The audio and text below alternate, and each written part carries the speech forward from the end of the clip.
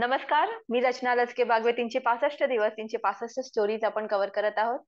या निमित्ताने रोज वेगवेगळ्या क्षेत्रात काम करणाऱ्या लोकांच्या आपण मुलाखती घेत असतो. आजच्या जगात आपल्याला माहिती आहे, जर आपल्याला एका ठिकाणून दुसऱ्या ठिकाणी जायचं असेल तर आपण गुगल मॅप यूज करतो. कारण का आपल्याला नेव्हिगेशन लागतं, आपल्याला मॅप्स लागतात. नक्की कुठे जायचं असतं हे आपल्याला माहित असतं. पण असंच काहीचं काही उद्योजकांसाठी आहे का? कारण का उद्योजक स्वतःचा बिझनेस करतो, पण तो अनेकदा भरकटलेला असतो. नक्की काय करायचं हे त्याला माहिती नसतं. तर ह्याच्यासाठी एग्नेलो राजेश अथायडे सरांनी स्वतःचा एक बुक आणलेला आहे, द एंटरप्रेन्योर्स कंपास म्हणून. अधिक माहिती आपण त्यांच्याकडनं जाणून घेऊया. नमस्कार सर. नमस्कार. नमस्कार. तर तुम्ही अनेक वर्ष उद्योजकांना मार्गदर्शन करता. You are a mentor, you are an investor. तर ही पुस्तकाची संकल्पना तुम्हाला कुठून आली? जेव्हा पण आपण पुस्तक लिहितो ना, तेव्हा आपल्याला आपल्या ज्या जीवनामध्ये आपण निर्णय घेतलेले असतात, ऍक्शन्स केलेले असतात, त्याची तुम्हाला जाणीव होते आणि आठवण येते. तर मी असा विचार केला की आपणच फक्त हा विचार करत राहायचं आणि त्याचा लाभ घेत बसायचं. त्यापेक्षा जर आपण एक पुस्तक लिहिलं तर ते लोकांपर्यंत आपले विचार पोहोचतील, आपली लाईन ऑफ ऍक्शन समजेल, आपण स्ट्रॅटेजिकली कसं काम करतो ते कळेल आणि कदाचित कोणाला तरी माझ्या स्टाईल ऑफ वर्किंगचा जर लाभ झाला तर चांगलीच गोष्ट आहे. तर त्यामुळे मी पुस्तक लिहायचं ठरवलं. आता आज साधारणतः 5 वर्षामध्ये मी हे तिसरं पुस्तक लिहिलेलं आहे आणि सेकंड टाइम हे पुस्तक माझं टाइम्स ऑफ इंडिया सारख्या पब्लिकेशननी कॉन्टेंटला ऍक्सेप्ट करून मान देऊन पब्लिश करायचा निर्णय घेतला आणि आता हे जे माझं तिसरं बुक आहे, the entrepreneurs compass, navigating your way to success, हे पुस्तक देखील आता टाइम्स ऑफ इंडियाने पब्लिश केलेलं आहे. तर मी असं म्हणेन की प्रत्येक माणसाने पुस्तक लिहावं आणि प्रत्येक माणसाने हा निर्णय करावा की कधीतरी त्यांनी सुरुवात करावी आणि लवकरात लवकर ते पूर्ण करावं, अशी माझी सगळ्यांना हे आग्रह असणार आहे या कार्यक्रमाच्या मार्फत. हे पुस्तक मी जरा वाचत होती, त्याचे ते महत्वाचे मुद्दे आहेत ते बघत होती. तर त्याच्यामध्ये अक्षरशः उद्योजकांनी कुठून सुरुवात करावी, त्यांचा लोगो कसा असावा, त्यांनी सकाळी उठल्यावर काय करावं, ते अक्षरशः त्याचा बिझनेस टर्नओव्हर कसा असावा, बिझनेस हँडओव्हर कसा असावा, इथपर्यंत तुम्ही माहिती दिली आहे. तर त्याच्याबद्दल थोडं सांगा. 200 पानाचं पुस्तक आहे, 101 चॅप्टर्स आहेत, 101 चॅप्टर्स. याच्या मागचा उद्देश असा आहे की एखादा व्यक्ती जर उद्योग करायचा विचार करत असेल तर त्याच्यासाठी हे पुस्तक आहे. एखादा व्यक्ती जर बिझनेस करत असेल, व्यवसाय करत असेल, तर त्याच्यासाठी हे पुस्तक आहे. एखादा व्यावसायिक एकदम यशस्वी असेल तर त्याच्यासाठी सुद्धा हे पुस्तक आहे. सगळ्या विचारांना एकत्रित करून मांडायचा प्रयत्न मी केलेला आहे या पुस्तकामध्ये. तर it is a guide to everybody who wants to become an entrepreneur. प्रत्येक क्षणाला आपल्याला विचार करावा लागतो, प्रत्येक क्षणाला आपल्याला एक निर्णय घ्यावा लागतो. तर तो निर्णय कसा घ्यावा आणि त्याच्या पॅरामीटर्स काय असले पाहिजेत, त्याला तुम्ही कसं स्वीकारता, त्याला तुम्ही कसं त्याचा उल्लेख करता, टीम बरोबर, स्वतः बरोबर किंवा तुमच्या स्टेक होल्डर्स बरोबर. स्टेक होल्डर्स म्हणजे that can be your vendors, ते तुमचे स्टाफ असू शकतात, ते तुमचे इन्व्हेस्टर्स असू शकतात आणि सर्वात महत्वाचे म्हणजे ते तुमचे कस्टमर असू शकतात. तर कशा पद्धतीने पूर्ण प्रक्रिया हाताळायची, व्यवसाय करायची प्रक्रिया, याच्याबद्दल उल्लेख करण्यासाठी मला 101 चॅप्टर लागले आणि साधारणतः 200 पानं छापून घ्यावी लागली टाइम्स ऑफ इंडियाकडनं.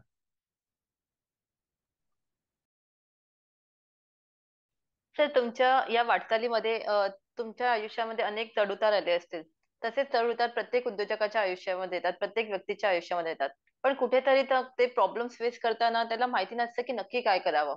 तर अशा वेळेस मला असं वाटतं की हे पुस्तक त्यांना एक गाईड म्हणून उपयोगी होईल. तर त्याच्याबद्दल थोडं सांगा. मी असं नेहमी म्हणतो की जी क्षण आपल्या जीवनात येतात असेच प्रकारचे क्षण अनेकांच्या जीवनामध्ये येतात. उतार चढाव देखील त्याच प्रकारचे क्षण असतात. तर rather than reinventing the wheel, म्हणजे एखाद्या व्यक्तीने एखाद्या विषयावर, एखाद्या परिस्थितीमध्ये जर अनुभव घेतला असेल तर त्याच अनुभवाचा आधार घेऊन आपण आपले प्रॉब्लेम सोडवू शकतो आणि पुढे वाढू शकतो. तर अशा प्रकारच्या पुस्तकामधनं तुम्हाला ती वाटचाल मिळू शकते किंवा तो मार्ग सापडू शकतो. म्हणून मी या पुस्तकाचं नाव ठेवलेलं आहे दी एंटरप्रेन्योर्स कंपास. एक फार मोठ्या व्यक्तीने सांगितलेलं आहे की जगात सगळ्यात श्रीमंत माणसं जी असतात, त्यांच्यामध्ये एकच चांगला कॉमन गुण असतो आणि तो गुण असतो पुस्तकं वाचण्याचा.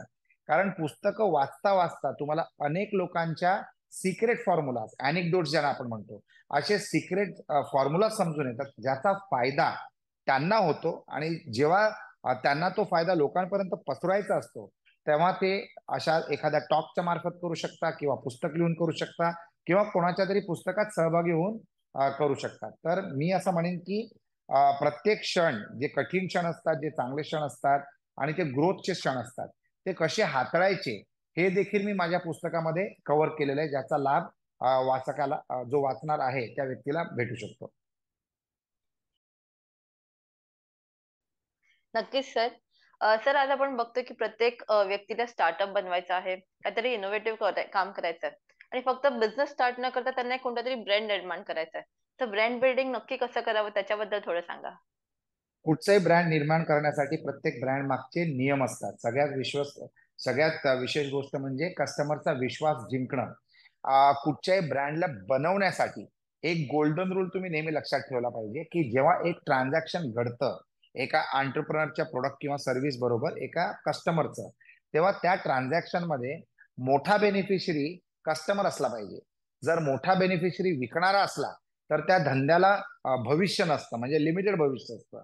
पण एखाद्या बिझनेसमध्ये जर तुम्हाला चांगला ब्रँड बनवायचा असेल, तर नक्कीच तुम्ही जे काम करता, जे तुम्ही प्रोडक्ट आणि सर्व्हिस समाजाला उपलब्ध करून देता, त्याच्यामध्ये विकत घेणाऱ्या माणसाला तुमच्यापेक्षा जास्ती फायदा झाला पाहिजे तुमचं प्रोडक्ट किंवा सर्व्हिस घेतल्यामुळे. फॉर एक्झाम्पल, मी अनेक बिझनेसेस केलेले आहेत, आणि मी आताही भरपूर बिझनेसेस करतो. मग व्हेंचर कॅपिटलिस्ट, मी अनेक उद्योगांमध्ये पैसे इन्व्हेस्ट करतो, आणि I am a strategic investor. मी त्यांना ग्रोथ, त्यांच्या कंपनीच्या ग्रोथसाठी पैसे लावतो, माझा अनुभव लावतो, माझे विचार मांडतो, माझे संबंध त्यांना जोडून देतो, आणि स्ट्रॅटेजिक त्यांना कसं वाढायचंय याचं त्यांना मी वेळोवेळी मार्गदर्शन करत राहतो. तर मी तर असं म्हणेन की ब्रँड बनवण्यासाठी सॅक्रिफाईस भरपूर करावा लागतो. असे अनेक निर्णय असतात जिथे तुम्हाला कॉम्प्रोमाइज करायची परिस्थिती येते, क्वालिटी बरोबर, तुमचे प्रॉमिस बरोबर. तर ते कॉम्प्रोमाइज न करता जर तुम्ही तुमच्या कस्टमरला हाताळत राहिलात, तर you will be able to create a very strong brand. Brand म्हणजे फक्त ऍडव्हर्टायझिंग करणं, मार्केटिंग करणं, चांगले पोस्टरवर दिसणं, चांगल्या जाहिरातीमध्ये दिसणं, त्याला आपण ब्रँड म्हणत नाही. तर ब्रँड इज द एक्सपिरियन्स तुमचा कस्टमर तुमच्याकडनं घेतो एका व्यवहारामध्ये. मी नेहमी लोकांना म्हणतो की एका व्यक्तीचं चरित्र जे असतं ना, हे चरित्र एका व्यवहारात समजतं. आणि ऍज अन एंटरप्रेनर तुमचा प्रत्येक क्षण हा व्यवहाराचा क्षण असतो. तर या व्यवहाराच्या क्षणी तुम्ही कसे वागता, व्यवहार झाल्यानंतर तुम्ही कसे वागता, आणि जेव्हा कस्टमरला आफ्टर सेल सर्व्हिस लागते तेव्हा तुम्ही कसं वागता, याच्यावर अवलंबून असतो तुमचा ब्रँड. त्याच्यानंतर तुमच्या दुसऱ्या गोष्टी निर्भर निर्भर असतात, की तुमचा ब्रँड नेम कुठच्या कलरचा आहे, तुमचा लोगो कसा आहे, तुमची विजिबिलिटी कशी आहे, तुमची कम्युनिकेशन स्टाईल कशी आहे तुमच्या ब्रँडला घेऊन.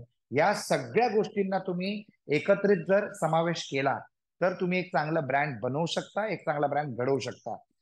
चांगला ब्रँड असल्याचे अनेक फायदे असतात. सगळ्यात चांगला आणि मोठा फायदा म्हणजे आपण जेव्हा व्यवसाय करतो तेव्हा एक उद्योजक फक्त ऑपरेटिंग प्रॉफिट बद्दल विचार करतो. तर ऑपरेटिंग प्रॉफिट म्हणजे काय? जे टोटल रेव्हेन्यू येते त्याच्यातनं टोटल खर्च बाद केल्यानंतर जे उरतं त्याला आपण प्रॉफिट म्हणतो, त्याला आपण म्हणतो नेट प्रॉफिट. मी लोकांना असं म्हणतो की ऑपरेटिंग प्रॉफिट ही चांगली गोष्ट असते, परंतु आपल्याला काम जे करायचं असतं ते काम आपण केलं पाहिजे व्हॅल्युएशन साठी. मी तुम्हाला एक उदाहरण देतो. समजा एखादा व्यक्ती 10 रेस्टॉरंट चालवतोय, आणि प्रत्येक रेस्टॉरंट मध्ये 50 लाखाचा टर्नओव्हर होत आहे, तर महिन्याला झाले 5 कोटी रुपये, वर्षाला झाले 60 कोटी रुपये. या 60 कोटी रुपये मध्ये जरी तुम्ही 15% प्रॉफिट कमवलं, नेट प्रॉफिट, सगळं खर्च वजा केल्यानंतर, तर तुमचा प्रॉफिट साधारणतः उरतो 9 कोटी रुपये वार्षिक.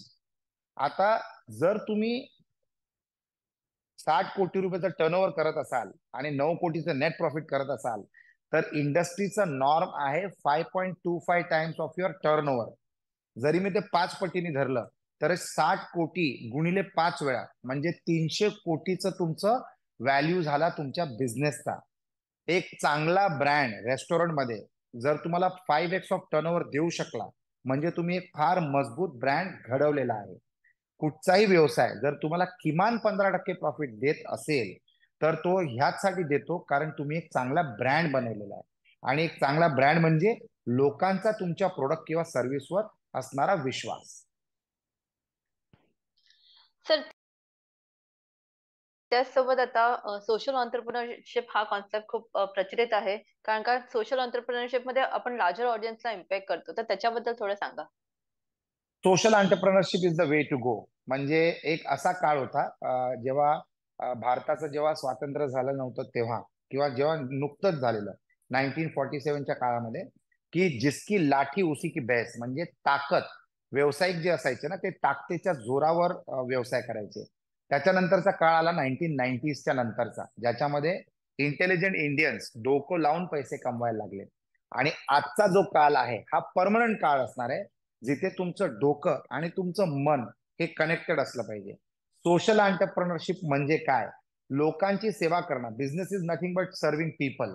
लोकांची सेवा करणं आणि ज्या समाजामध्ये प्रॉब्लेम्स आहेत, अडचणी आहेत, ते दूर करणं देखील हा एक बिझनेस असतो. तर जर माझ्या बिझनेसचा दृष्टिकोन असा असेल की मी समाजातले काहीतरी प्रॉब्लेम सॉल्व्ह करतोय आणि त्याच्या व्यतिरिक्त हे सॉल्व्ह करून देखील त्यांना सेवा देऊन एक निम्म्य प्रॉफिट कमवतोय, तर that is called social entrepreneurship. आपण कुठचे व्यवसाय निवडायचे याच्या मागचा जर तुमचा सामाजिक विचार असला, तर हे समाज तुम्हाला उचलून धरेल. तर सामाजिक उद्योजकता ही सोशल एंटरप्रेनरशिप, ज्याची काळाची गरज आहे आणि त्याच तर्फे भारत देश वाढत चाललेला आहे. या देशामध्ये हल्ली अनेक उद्योजक जे होत आहेत ना, ते छोटे छोटे प्रॉब्लेम्स आयडेंटिफाय करून त्यांना सॉल्व्ह करायचे सोल्युशन देऊन व्यवसाय करतात. त्याला आपण म्हणतो सोशल एंटरप्रेनरशिप. सर, त्याचसोबत तुम्ही व्हेंचर कॅपिटलिस्ट देखील आहात. आतापर्यंत अनेक उद्योजकांमध्ये तुम्ही इन्व्हेस्ट केलेलं आहे. तर असे नेमके कोणते मुद्दे असतात जेव्हा तुम्ही इन्व्हेस्ट करता, किंवा काही पॉइंट्स असतात in the business and also in the entrepreneur, की जे बघून तुम्ही त्या बिझनेस मध्ये इन्व्हेस्ट करता? त्या एंटरप्रेनरची इमानदारी जी आहे ना, ती समजून आली पाहिजे पहिल्या मुलाखतीमध्ये. ते जो माणूस बोलतोय का मुलाखतीमध्ये, म्हणजे त्या मीटिंग मध्ये, बिझनेस मीटिंग मध्ये, त्याची बॉडी लँग्वेज, त्याची शब्दावली, तो जो डेटा आम्हाला प्रेझेंट करतो इन्व्हेस्ट करण्यासाठी, तो डेटा किती खरा असला पाहिजे. ऍज अन इन्व्हेस्टर मला सुरुवातीच्या दोन प्रश्नांमध्येच मला समजून येतं की ह्याच्यामध्ये माझं काम होणार आहे का हे फक्त टाइमपास आहे. तर डेटा करेक्ट असणं फार महत्वाचं आहे. त्याच्या व्यतिरिक्त त्या व्यक्तीचं त्या क्षेत्रामध्ये नॉलेज, म्हणजे त्याला त्याचा बिझनेस जो तो करतोय त्या बिझनेसमध्ये त्याचं ज्ञान किती आहे, त्या बिझनेसमध्ये त्याचं ध्यान किती आहे, आणि त्या व्यवसायामध्ये त्याचा मान किती आहे. जर या गोष्टी मला जर कळून आल्यात तर मला इंटरेस्ट जागृत होते. त्याच्या व्यतिरिक्त ऍज अन इन्व्हेस्टर मी हे पाहतो की ज्या व्यवसायामध्ये मी पैसे गुंतवणूक करतोय त्याची स्केलेबिलिटी किती आहे. असं नको व्हायला की बाबा हा व्यवसाय मी फक्त मुंबईमध्येच करू शकतो, किंवा हा व्यवसाय फक्त मी महाराष्ट्रामध्येच करू शकतो, किंवा हा व्यवसाय मी फक्त भारतामध्येच करू शकतो. ज्या बिझनेसला स्केलेबिलिटी असते, ग्लोबल स्केलेबिलिटी असते, त्याच्यामध्ये इन्व्हेस्टमेंट करणं जास्ती फायदेशीर असतं. आणि त्याच्यामध्ये माझा सगळ्यात जास्ती इंटरेस्ट असतो. तर स्केलेबिलिटी पाहतो.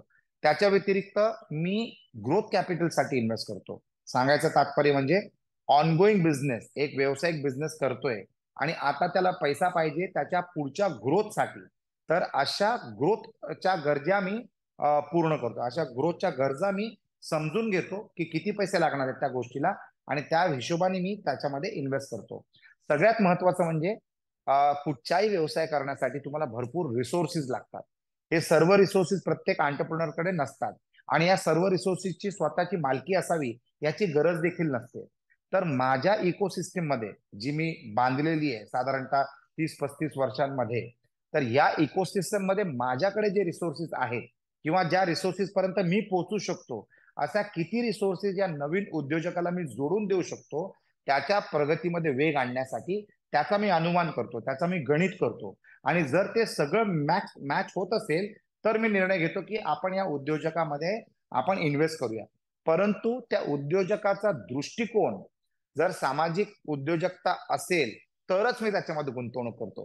फक्त पैसे बनवणारा कोणता बिझनेस असेल तर त्याच्यामध्ये मी सहभागी होत नाही. तर माझ्यासाठी एक क्रायटेरिया आहे सामाजिक बांधिलकी, सामाजिक उद्योजकता. जर ते मला समजून आलं तर माझा इंटरेस्ट त्याच्या बिझनेसमध्ये इन्व्हेस्ट करण्यासाठी मल्टिप्लाय होतो. अशी आपण ब्रँड बिल्डिंग बद्दल बोललो, तर जेव्हा एक ब्रँड म्हणतो तर आपण ब्रँड लॉयल्टी तिथून दिसून येते. पण ब्रँड बिल्डिंग करण्याच्या पहिले पण आपल्याला कस्टमर रिटेनरशिप गरजेचं आहे. तर त्याच्याबद्दल थोडं सांगा. कस्टमर रिटेनरशिप अत्यंत महत्वाचं आहे, कारण कुठच्याही कस्टमरला अक्वायर करण्यासाठी आज फार कठीण होत चाललंय. तुम्ही कुठचाही क्षेत्र निवडला तर तुमच्याच प्रोडक्ट सारखं किंवा तुमच्याच सर्व्हिस देण्यासारखी कंपन्या भरपूर असतात. म्हणजे असा कुठचाच क्षेत्र नाही जिथे स्पर्धा नसते, आणि स्पर्धेमध्येच बिझनेस करणं फायदेशीर असतं. जर स्पर्धेवाला बिझनेस असेल तर त्याच्यामध्ये कस्टमरचा मुनाफा आपल्यापेक्षा जास्ती होतो. जसं मी अगोदर म्हणालो की कुठच्याही व्यवहारामध्ये जर बेनिफिट कस्टमरकडे जास्ती असेल तर त्याचा बिझनेस लांब चालेल, त्या उद्योजकतेचा बिझनेस लांब चालेल. तर मी असं म्हणेन रचना याच्यामध्ये की ब्रँड बिल्डिंग करण्यासाठी अनेक गोष्टी लागतात, आणि त्याच्यातनं एक असतं आपल्या कस्टमर बरोबरचा आपला व्यवहार. बरेच लोकांना असं वाटतं की एकदा मला कस्टमर मिळाला म्हणजे माझं ट्रान्झॅक्शन आटपलं. तर मी लोकांना म्हणतो की जेव्हा तुमचं ट्रान्झॅक्शन होतं तेव्हापासून तुमचा संबंध तुमच्या कस्टमर बरोबर सुरू झाला. तर त्याच्याबद्दल काळजी बाळगणं फार महत्वाचं आहे. याचे अनेक फायदे असतात. जेव्हा तुम्ही एका कस्टमरला चांगली सर्व्हिस देता किंवा तुमचे सगळे वचन तुम्ही पूर्ण करून दाखवता एका उद्योजकाला, तर तो तुमच्या बरोबर असा जुडून जातो की तुम्ही उद्याला उठून जर काही डायव्हर्सिफिकेशन केलं किंवा काही नवीन कोलॅबरेशन जरी केलं तर तो पुन्हा पुन्हा तुमचा कस्टमर बनू शकतो. आणि कुठच्याही उद्योजकाला वाढण्यासाठी एकच धंदा करणं चांगली गोष्ट आहे, पण आज अनेक लोक एका बिझनेस बरोबर अनेक बिझनेसेस करतात. तर त्याच्यासाठी तुमचे एक्झिस्टिंग हॅपी कस्टमर जे असतात ते तुमच्या इतर बिझनेसेस मध्ये सुद्धा तुमचे कस्टमर्स बनतात, आणि ही जी ताकद आहे that is priceless. Customer acquire करणं फार कठीण आणि फार महाग गोष्ट आहे. कस्टमर रिटेन करणं इज माइंडफुल थिंकिंग. जर आपण त्याला व्यवस्थित वागलो, सगळे केलेले प्रॉमिस निभवले, तर तो कस्टमर आपल्याकडे टिकून राहतो. आणि मी तर असं म्हणेन जसं परदेशात होतं, जसं डेव्हलप कंट्रीज मध्ये होतं, जनरेशन्स टू जनरेशन्स लोक एका पर्टिक्युलर कंपनीचे कस्टमर बनून राहतात, आणि तेच त्या कंपनीचं भांडवल आहे, तेच त्या कंपनीचं गुडविल आहे, आणि तेच त्या कंपनीचं ब्रँड आहे.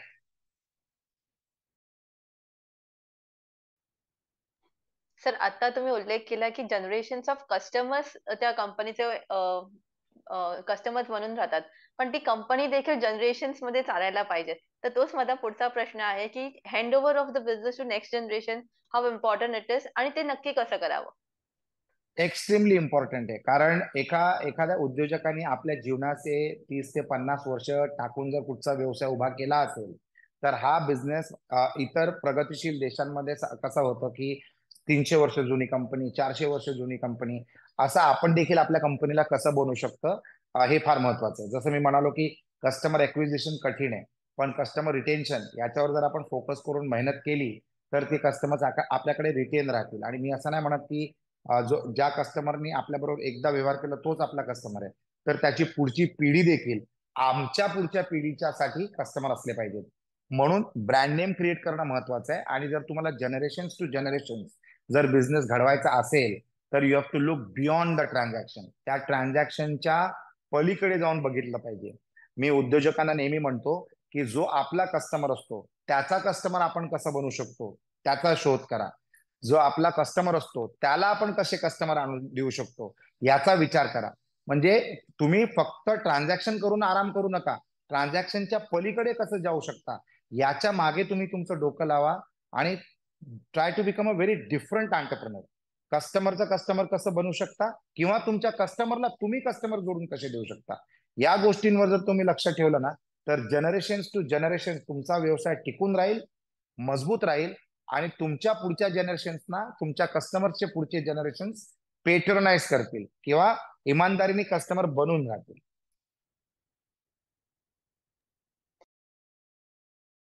सर, एक शेवटचा प्रश्न मी विचारेन की how an entrepreneur can navigate his way to success, his or it her is way to सिम success? his or her way to success. There are a lot of hers these days. One is you also, Rachna. I wish you all the best, and I really compliment the work that you're doing.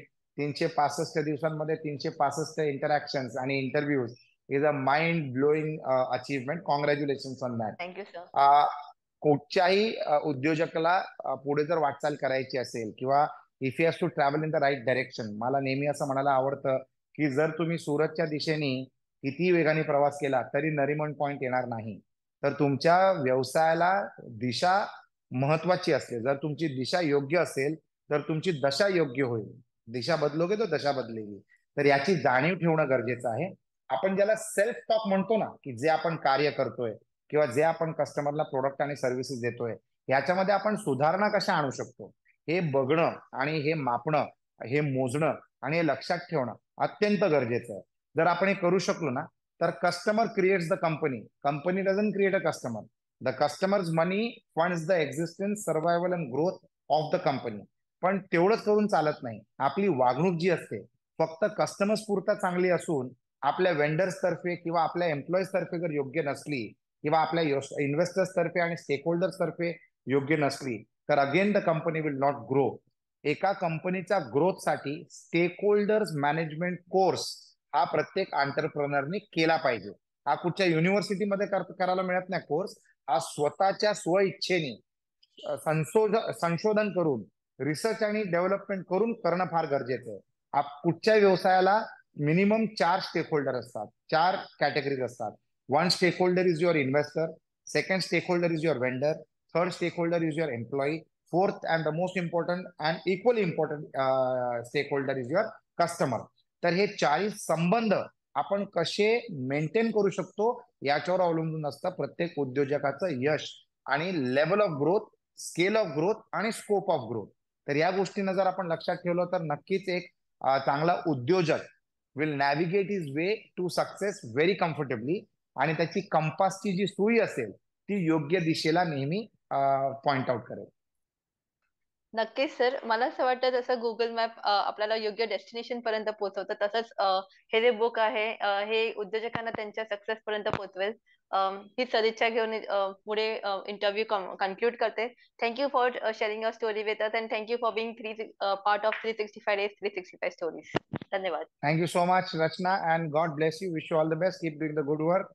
And I am sure this is going to create a new record. And it is my pleasure and privilege to be a part of this success story that you have created. Thank you so much.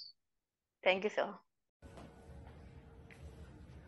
Today is the 25th of December, Christmas, the day where I always take his blessings. आणि आज दुपारचे 12:50 होत आहेत आणि मला अभिमान वाटतोय की माझं टाइम्स ऑफ इंडियाने छापलेलं नवीन पुस्तक दी एंटरप्रेन्योर्स कंपास हे आपल्या देशाचे मंत्री साहेबांच्या हस्ते मी आज हे म्हणजे काय म्हणतात त्याला, आय लॉन्च दिस बुक असं अनाऊन्स करतो. आणि आय एम व्हेरी लकी की राणे साहेब आम्हाला आज भेटले आणि त्यांच्या हस्ते मी या पुस्तकाचं उद्घाटन केलेलं आहे.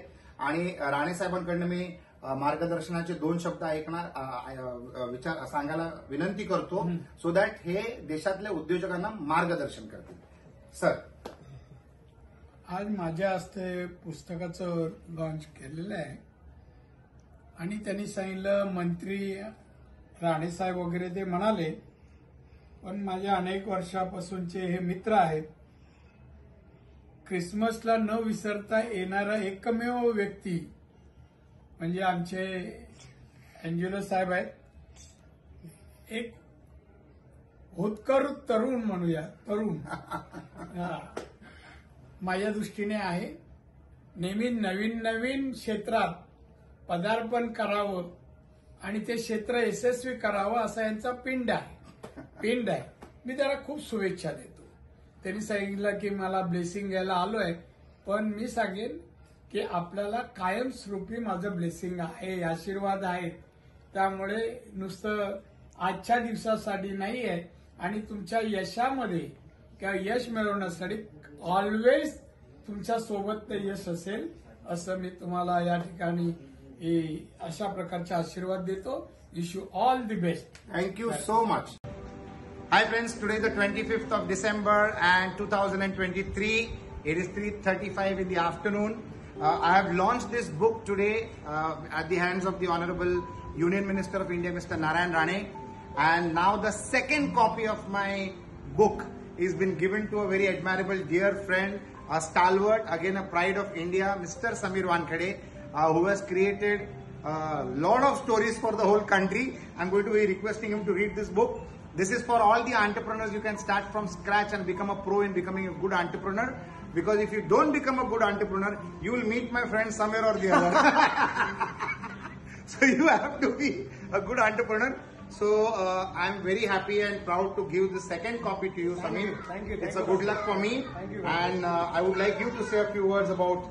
I happened to, I was fortunate enough before our interaction, I happened to glance his book, The Entrepreneur's Compass, and the minutest detail what he gives in the simplest term, and in layman's term what I would like to call. The chapters are also not that lengthy, it is short chapters up to the point, right from the start of the day to the business strategies. It will be an interesting read. In fact, I was itching back to read, but I wanted to celebrate, Christmas with him in his residence. So this will be a very nice read. I would request everybody to go through it and, request everybody to be a clean person like him in business, follow his footsteps and kindly read his book. Brother, my all wishes with you. Thank you. And, the way you are leading the business in the country, many people, many young startups should be encouraged by you to be a clean businessman like you and take the nation forward. Lovely. Thank you so much. Thank you so much. Thank you for this. And thank you for doing this. And friends, yes, this book will add a lot of value to your life. Absolutely. And thank you for making it for the Christmas party together. Thank you. Thank you. And Merry the book. Christmas to you. And Thank for you the all, book. and very best to you. Thank you so much. Hi friends, this is Agnew Rajesh here. Today is the 27th of December, 1:10 a.m. and we had our Christmas gathering today, and our very dear friend, the Honorable ex-Minister of Maharashtra, who had 4 portfolios, was the Guardian Minister of Maharashtra, one of the most spoken about personalities and one of the most networked personalities and helpful ministers for the government of Maharashtra, and my childhood friend, very, very dear friend, and the gentleman who made Malwani and Malad famous not only in Mumbai and Maharashtra or India but across the world, Shri Aslam Sheikh. He's come here. He was getting late, but a friend is a friend is a friend, and that is Mr. Aslam Sheikh. He was kind enough to come late but fulfill the commitment that he had made to me a couple of days back that he would come, and he has come. So thank you so much. Very young minister, very dynamic, fitness freak, and people love him like crazy. I'm from Malad, I'm from Malwani, the same place where his dad was also a very big stalwart, Shri Ramzan Ali Sheikh Sahab. And today his son is creating records which is making not only his family proud, but friends like me proud. I've seen him from our young age, and he has not changed a bit. Irrespective of caste, creed, religion, background, whoever the people are, they love this gentleman, irrespective of the party that he comes from. They love this gentleman, and we are proud to call ourselves friends to him. So Shri Aslam Sheikh will say a few words about Christmas, and then I want him to launch this book of mine, The Entrepreneur's Compass, which is for entrepreneurs. He himself is a very successful and a big size entrepreneur. Politics is not his business, that is his passion, and that's what he does from the heart. But he's an absolutely successful entrepreneur. So some Christmas greetings, and then I want you to launch this book of mine, The Entrepreneur's Compass. Thank you so much, Rajesh, and Merry Christmas and compliments of the season to you and your family and all your friends and all your viewers. And I'm really happy to see my friend growing as we all are going together. But the way the books and the way he speaks, I think he speaks more than any politician can speak. He speaks a lot of sense also. But I can see him growing in a very big way. And I'm proud of him. I'm proud of all the things what he's been doing and the way he's been climbing up like mountain after mountain. I wish him all the best, and I want him to be at one of the biggest spot in India so that I can proudly say, yeah, this guy is my friend. Thank you so much, and God bless you and your family. And the guy from US also, we love you, we welcome you. And this is the book I think so one should go through. It will show a lot of ways to other people also. God bless. Thank you so much, and friends, that's Shri Aslam Sheikh for you. A very dear friend, a friend indeed, a friend in need. Anytime he is extending full support, not only to me but all the friends, and we have got a very strong close knit of friends, and we absolutely feel proud. During his government days, we could see him every day in newspapers or in televisions, and every time we saw him, we felt proud because we feel that I am Aslam Sheikh. Everybody in the circle felt that he is Aslam Sheikh, and that is the aura and the magic that this gentleman has. Anybody meets him once will fall in love with him and his personality. Thank you so much, and God bless. Thank you. Hi friends, today is the 25th of December and after having a good Christmas lunch, I'm here with my very dear friend Kranti Redkar and she is an entrepreneur, she is an actor, she is a producer, she is a director, she is multifaceted and this is the book that I have just launched today, The Entrepreneur's Compass. I am going to be gifting this to her. This is the third copy of the book, by the way. The first went to the Union Minister, Mr. Narayan Rane. Second went to the Samir Wankhede. And third is coming to the Kranti Redkar. So, I hope this book can be helpful. And what would you like to say about these kind of books which empower entrepreneurship? Firstly, I'm going to give it a read because I make so many mistakes, and of course you learn from mistakes, but if your guidance is coming from Mr. AR, then you will never go wrong. And I'm sure there are so many people like me who are trying to venture into business, but they don't have the correct guidance, and this book is going to be of such a help. I think every person, even if they're not into business, should give it a read, because after reading it, you might want to do something different with your life, and you always had that itch somewhere, but you didn't do it, and this book is definitely going to make you do that. So thank you so much for enlightening us with your amazing knowledge, and I can't wait to read this one. So grab your copy now. Wow, thank you so much and that means a lot. Thank you so much. Thanks.